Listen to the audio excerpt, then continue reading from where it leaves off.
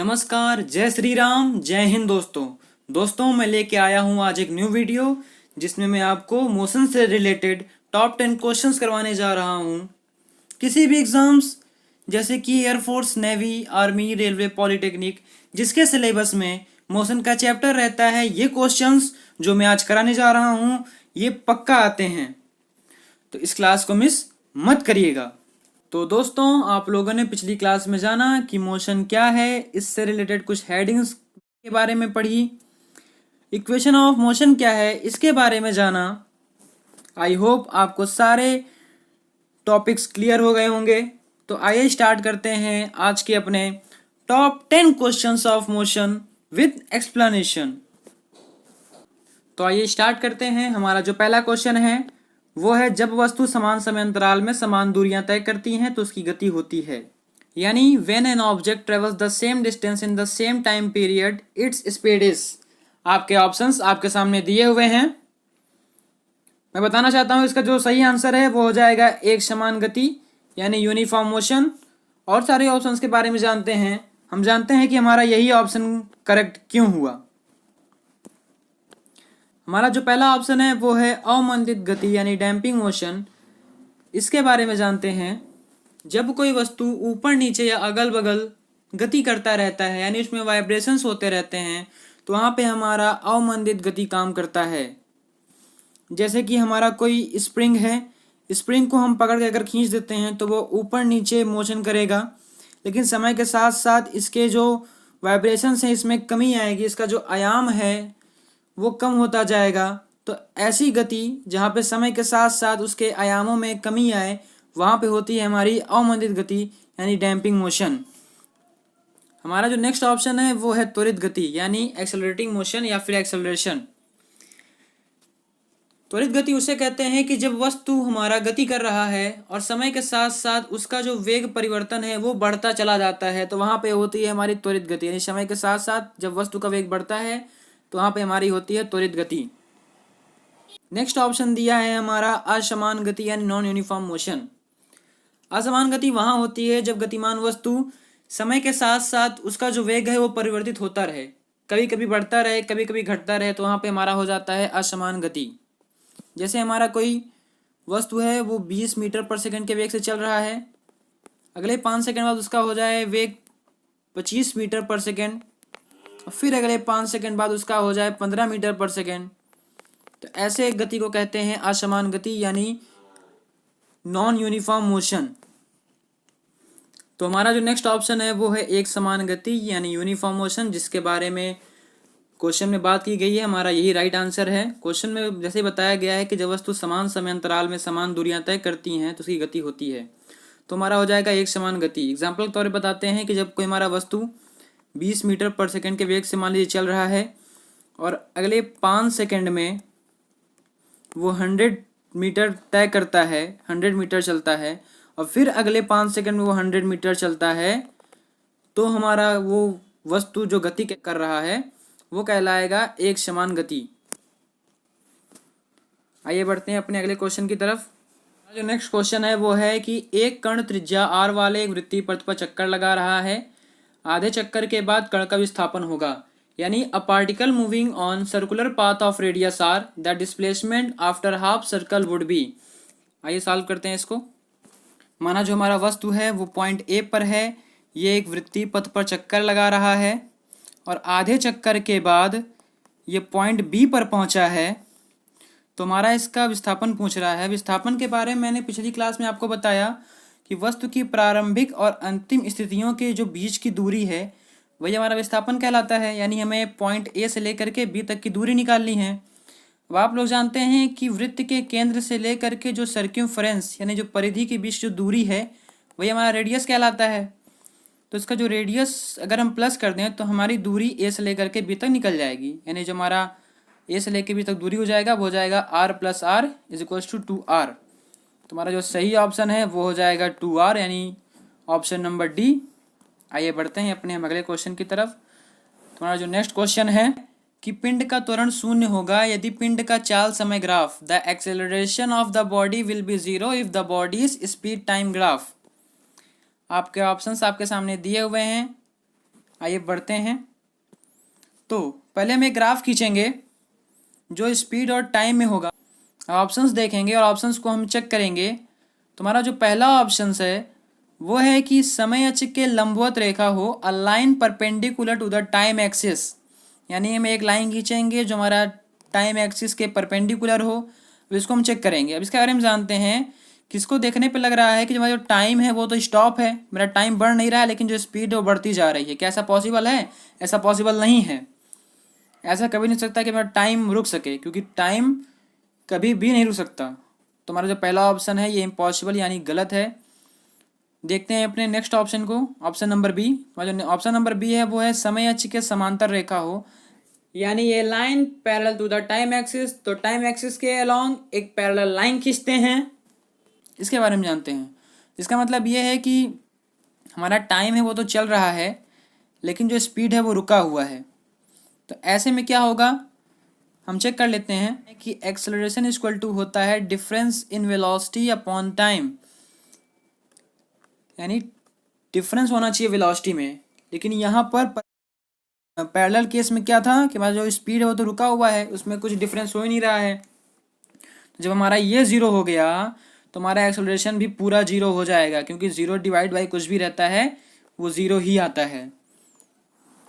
तो हमारा option number B सही हो जाएगा। लेकिन हम ऑप्शन नंबर सी और डी के बारे में भी जानेंगे। ऑप्शन नंबर सी है हमारा कि समय अक्ष के साथ कोई कोण बनाती हुई सरल रेखा हो, यानी समय अक्ष के साथ कोई कोण बनाती हुई सरल रेखा खींच लेते हैं हम। अब अगर इसके बारे में हम बात करेंगे तो हम अलग अलग पॉइंट्स पे निकालते हैं। तो हम देखते हैं कि समान समय अंतराल में समान दूरियां तय कर रही है ये, तो हम कहेंगे कि ये हमारी एक समान वेग का ये ग्राफ है। और जो हमारा नेक्स्ट है लास्ट ऑप्शन वो है एक वक्र रेखा हो, तो एक वक्र रेखा खींचते हैं हम ऐसे। अब इसके हम हर एक पॉइंट पर चेक करते हैं, तो देखते हैं कि जो हमारा स्पीड है वो टाइम के साथ साथ बढ़ता है और टाइम के साथ साथ कम भी होता जाता है। तो हमारा जो ये ग्राफ है एक वक्र रेखा, ये हमारा असमान गति का है। मैंने बताया असमान गति क्या होती है। तो क्लियर हो गया। नेक्स्ट क्वेश्चन की तरफ। तुम्हारा जो नेक्स्ट क्वेश्चन है वो है कि एक वस्तु एक समान वेग से चल रही है, इसका त्वरण होगा। If N object is moving at the same velocity it's acceleration will be. अब एक समान वेग के बारे में बात की गई है, तो एक समान वेग के बारे में मैंने बताया है कि वो समान समय अंतरालों में समान दूरियां तय करेगा। जब समान समय अंतरालों में समान दूरियां तय कर रहा है, यानी उसका जो वेग परिवर्तन तो हो ही नहीं रहा है, वो एक समान वेग से चल रहा है। यहाँ क्वेश्चन में ही एक समान वेग बात किया गया है, यानी वेग परिवर्तन नहीं हो रहा है। जब हमारा वेग परिवर्तन जीरो हो गया तो हमारा त्वरण भी तो जीरो हो जाएगा। मैंने पिछले क्वेश्चन में ही बताया। तो हमारा जो सही ऑप्शन है वो हो जाएगा बी, यानी जीरो। आई होप आप लोगों को क्लियर हो गया होगा। आइए बढ़ते हैं अपने हम नेक्स्ट क्वेश्चन की तरफ। और जो नेक्स्ट क्वेश्चन है वो है कि एक रेलगाड़ी 11 मीटर पर सेकंड के वेग से चल रही है। ब्रेक लगाने पर 121 मीटर चलकर रुक जाती है। विराम अवस्था में आने में लगा समय। विराम अवस्था में लाना यानी हमको v इक्वल टू जीरो करना है, जो फाइनल वेलोसिटी है वो हमें जीरो करनी पड़ेगी। अब इसने दूरी चली 121 मीटर, तो हमें जो दिया है क्वेश्चन में पहले वो लिख लेते हैं हम।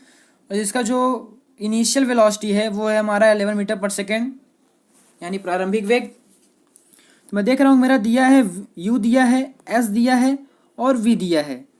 तो हमने इक्वेशन ऑफ मोशन पढ़ा है। इक्वेशन मोशन मैंने 4 टाइप के बताए थे, जिनमें से जो फोर्थ वन था वो एक स्पेशल केस के लिए मैंने बताया था, तो हम उसकी बात नहीं करते हैं। हम बात करते हैं 3 इक्वेशंस की। तो हमारे वो 3 इक्वेशंस कौन कौन से थे? v equal to U plus A T, S equal to U T plus half A T square, V square equal to you square plus 2as। अब क्वेश्चन में फाइंड क्या क्या हुआ है? हमें u फाइंड हुआ है, s फाइंड हुआ है और v फाइंड हुआ है। तो मैं ऐसा एक इक्वेशन इसमें सर्च करूंगा जिसमें ये तीनों पाए जाएं। तो मैं देखता हूँ मेरा थर्ड जो इक्वेशन है इसमें तीनों है, इसलिए यहाँ पे हम थर्ड वन का यूज करेंगे। तो यहाँ पे हम तीसरा इक्वेशन यूज करेंगे, V square equal to you square plus 2as। यहाँ पे हम v की वैल्यू रख दिए 0, u की वैल्यू रख दिए 11 और यहाँ पे 2as। हमें फाइंड क्या करना है? हमें फाइंड करना है लगा समय, यानी टाइम में फाइंड करना है। तो यहाँ से पहले हम a निकाल लेते हैं। तो सॉल्व करने पे हमारा a की वैल्यू आ गई -1/2 मीटर पर सेकेंड स्क्वायर। मीटर पर सेकेंड स्क्वायर हमारा जो एक्सेलरेशन है उसकी यूनिट होती है। हमारा जब ए फाइंड हो गया है, वी दिया हुआ है, यू दिया हुआ है, तो हम टी निकाल सकते हैं हमारे फर्स्ट इक्वेशन ऑफ मोशन से, यानी V equal to U plus A T से। यहाँ पर हम वी की वैल्यू हमारी 0 है, हम जानते हैं। तो पहले के इक्वेशन निकाल लेते हैं इसमें से कि टी इक्वल टू हो जाएगा, यहाँ पर हम यू को उस तरफ ट्रांसफ़र करेंगे तो ये हो जाएगा माइनस में, तो ये हो जाएगा वी माइनस यू अपॉन ए। तो यहाँ पे वी की वैल्यू रख दिया मैं 0 और -11 हो गया, और ए की वैल्यू हमारी आई है -1/2, तो ये -1/2 मैंने रख दिया। अब यहाँ पे ये हो जाएगा -11 डिवाइडेड बाई -1/2, तो माइनस से माइनस हमारा कैंसिल हो जाएगा, और हमारा जो 2 है ये इसका ऊपर मल्टीप्लाई हो जाएगा, तो हमारी जो वैल्यू आ जाएगी 22 सेकेंड। हमारा जो आंसर आ गया 22 सेकेंड, यानी ऑप्शन नंबर डी हमारा जो सही ऑप्शन हो गया वो हो गया ऑप्शन नंबर डी। आइए बढ़ते हैं अपने हम अगले क्वेश्चन की तरफ। तो हमारा जो नेक्स्ट क्वेश्चन है वो है कि 20 मीटर ऊंचाई से 2 गेंद 1 सेकेंड के अंतराल पर छोड़ी जाती हैं। दोनों के छोड़े जाने के 2 सेकेंड बाद उनके बीच दूरी होगी। From 20 metre height 2 balls are released at an interval of 1 second. The distance between 2 seconds after they are released will be। आपके ऑप्शंस आपके सामने दिए हुए हैं, आइए इसको सॉल्व करते हैं। तो देखते हैं हमारा क्वेश्चन में क्या क्या दिया है। क्वेश्चन हमारा दिया है कि इसका जो प्रारंभिक वेग है वो 0, यानी जो इनिशियल वेलोसिटी है वो 0 हो जाएगी, क्योंकि छोड़ रहे हैं तो छोड़ते वक्त तो हाथ में जब गेंद रहेगी तब तो उसकी वेलोसिटी 0 ही रहेगी, छोड़ने के बाद उसमें वेलोसिटी आएगी। तो जो गेंद बाद में छोड़ी गई उसका जो टाइम है वो हम मान लेते हैं t1 यानी 2 सेकेंड। अब 2 सेकेंड के बाद छोड़ी गई थी, जो पहली गेंद है वो 2 सेकेंड पहले छोड़ी गई थी। तो जो हमारी जो दूसरी गेंद है अगर वो 1 सेकेंड चल चुकी है, तो जो पहले छोड़ा गया है 2 सेकेंड वो तो हमारा 3 सेकेंड चल चुका होगा तब भर में, ठीक है। तो उसका जो टाइम है वो 3 सेकेंड आ गया कि उसने 3 सेकेंड चला है, और जो हमारी जो दूसरी गेंद है उसने 1 सेकेंड चला है, ठीक है। तो और क्या कह दिया है, हमारी हाइट दी हुई है 20 मीटर ऊंचाई से, ठीक है। यहाँ पर हमें दोनों के बीच की दूरी निकालनी है, तो हम S2 माइनस S1 निकालेंगे, यानी दूसरे के द्वारा चली गई दूरी माइनस जो हमारा जो फर्स्ट है वो कितना दूरी चला है वो माइनस कर देंगे। तो यहाँ पे S1 निकालते हैं हम। अब यहाँ पे चूँकि ये ग्रेविटेशनल फोर्स के अंदर मोशन हो रहा है, क्योंकि जब हम छोड़ेंगे तो ग्रेविटेशनल फोर्स के डायरेक्शन में हमारा मोशन करेगा, इसलिए उसमें जो हमारा इक्वेशन लगाएंगे वो हो जाएगा मोशन अंडर ग्रेविटी का, यानी हमारा जो उसमें एक्सेलरेशन वर्क करेगा वो एक ही जगह वर्क करेगा जी। तो जो सेकंड इक्वेशन ऑफ मोशन है वो लगेगा यहाँ पे कि S1 equal to UT1 plus GT1 का होल स्क्वायर बाई 2। यहाँ पर माइनस नहीं लगा, प्लस लगा, क्योंकि यहाँ पे ग्रेविटेशनल फोर्स की डायरेक्शन में मोशन हो रहा है, इसलिए यहाँ पे प्लस ही लगा, और ऐसे S2 हो जाएगा। तो यहाँ पे निकाल लेते हैं हम। यहाँ पर हमारा जो U है वो 0 है, तो यहाँ पे जो हमारा UT1 है वो भी 0 हो जाएगा, और यहाँ पर हमारा जो UT2 है वो भी 0 हो जाएगा। तो हमारा बचा क्या, हमारा बचा UT1 का स्क्वायर बाई 2 और GT2 का स्क्वायर बाई 2। तो हमारा जो वैल्यू रख देंगे हम T1 की और T2 की, यहाँ पे हम G/2 बाहर कॉमन ले लेते हैं, तो हमारा अंदर बचेगा 3 का स्क्वायर माइनस 2 का स्क्वायर, और यहाँ हो जाएगा हमारा G/2 बाहर, तो यहाँ पे हो जाएगा 3 का स्क्वायर 9 एंड 2 का स्क्वायर 4 हो जाएगा, और ये G/2, ठीक है। उसके बाद यहाँ पे 5 आ गया, और G की वैल्यू हम जानते हैं 9.8 होती है, तो 9.8 वैल्यू रख दिए हम, तो 9.8/2 हो गया, और जब मल्टीप्लाई कर लेंगे डिवाइड के बाद हमारा, तो हमारा आंसर आ जाएगा 24.5। और जो सही ऑप्शन हो जाएगा वो हो जाएगा 24.5। आई होप आप लोग समझ आ गया कि हमने सॉल्व कैसे किया, कहाँ पे क्या किया गया है। तो आइए बढ़ते हैं अपने अगले क्वेश्चन की तरफ। तो जो नेक्स्ट क्वेश्चन है वो है कि किसी वस्तु के वेग को दुगना कर देने पर उसे रोकने की सापेक्ष दूरी होगी। When the velocity of an object is doubled, the relative distance to stop it will be। आपके ऑप्शंस आपके सामने दिए हुए हैं। अब देख रहे हैं कि यहाँ पर भी हमारा रोकने की बात की गई, यानी जो हमारा फाइनल वेलोसिटी करना है वो हमारा 0 करना है, ठीक है। और यहाँ पे दूरी की बात की गई है कि हमें दूरी में और वेलोसिटी में हमें पहले रिलेशन निकालना पड़ेगा। तो तो हम जानते हैं जो हमारा थर्ड इक्वेशन ऑफ मोशन है वो है V square equal to you square plus 2as। यहाँ पे v हमारा 0 दे दिया है तो हमारा आ जाएगा U square minus 2as equal to 0। यहाँ पे अगर हम इसको ट्रांसफ़र करेंगे u को और s की वैल्यू निकालेंगे तो हमारा निकल जाएगा s equals to you square by 2a, क्योंकि यहाँ पे हो जाएगा हमारा उस time U square is equals to 2as और यहाँ पे जब s निकालेंगे तो ये इधर डिवाइड में चला जाएगा तो हो जाएगा s is equal to you square by 2a। ठीक है, तो उसके बाद हम करेंगे क्या कि यहाँ पे जब देख रहे हैं हमारे क्वेश्चन में बोला गया है कि वस्तु के वेग को दोगुना कर दिया जा रहा है, इसलिए हमारा जो एक्सेलरेशन है यहाँ पे इसको हम कांस्टेंट लेंगे और कांस्टेंट लेने के बाद जो हमारा s और u में जो रिलेशन आ जाएगा वो आ जाएगा s proportional to you square. जब s proportional to you square आ जा रहा है तो यहाँ पे अगर हम लेंगे तो हमारा h1 हो जाएगा वो भी हमारा हो जाएगा प्रोपोर्शनल u1 स्क्वायर के, और जो अगर हम h2 निकालेंगे तो भी हमारा हो जाएगा प्रोपोर्शनल u2 स्क्वायर के। अब मैं जानता हूँ कि वस्तु के वेग को दुगना कर दिया गया है, यानी जो हमारा u2 है ये हमारा जो u2 है वो है 2u1, तो जहाँ पे u2 है वहाँ पे हम 2u1 रख देंगे। ठीक है, अब यहाँ से अगर हम वैल्यू निकाल लेंगे s21 और बाई s1 की तो हमारा हो जाएगा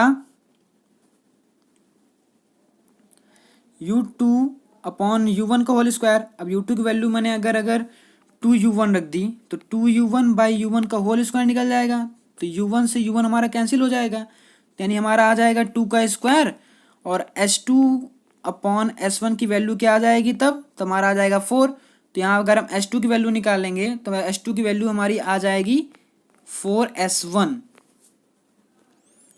तुम्हारा जो आंसर क्या हो जाएगा, हमारा आंसर हो जाएगा उस time s2 equal to 4s1, यानी हमारा ऑप्शन नंबर सी यानी 4 गुनी। आइए बढ़ते हैं अपने अगले क्वेश्चन की तरफ।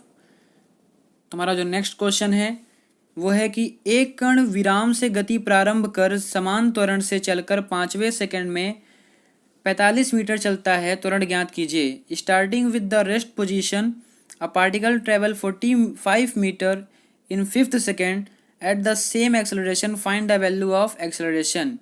अब देखिए यहाँ पर पूछा है कि 5वें सेकंड में बात की गई है, तो 5वें सेकंड सुनते ही मान आप लोग को याद आ गई होगी इक्वेशन ऑफ मोशन, यानी फोर्थ इक्वेशन ऑफ मोशन, क्योंकि मैंने उसका स्पेशल केस ये बताया था कि जब 30th सेकंड में पूछेगा यानी 5वें 6वें ऐसे पूछेगा तो वहाँ पे वो इक्वेशन लगाएंगे हम, तो यहाँ पे हम वो इक्वेशन लगाने वाले हैं।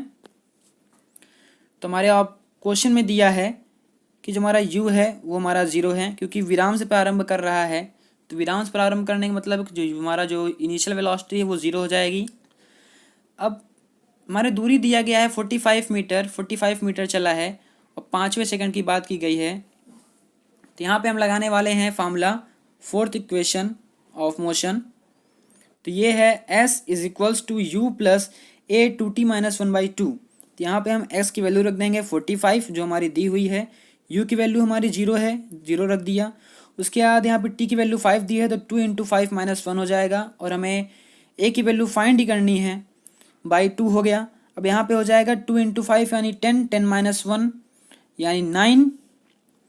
तुम्हारा यहाँ पे हो जाएगा जब 45 is equals to a multiply 9 और बाई में 2।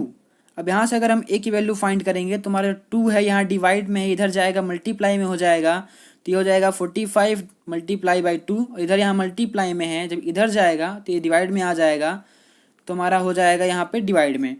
तो ऐसे हमारा a की जो वैल्यू आ गई वो हो गया 45 मल्टीप्लाई 2 डिवाइड बाई 9, और सॉल्व करने पे आ जाएगा हमारा 10 मीटर पर सेकेंड स्क्वायर, क्योंकि 45 मल्टीप्लाई 2 90 और 90 डिवाइड बाई 9 यानी 10। तो a की वैल्यू हमारी आ जाएगी 10 मीटर पर सेकेंड स्क्वायर, यानी हमारा ऑप्शन नंबर बी, हमारा ऑप्शन नंबर बी सही हो जाएगा।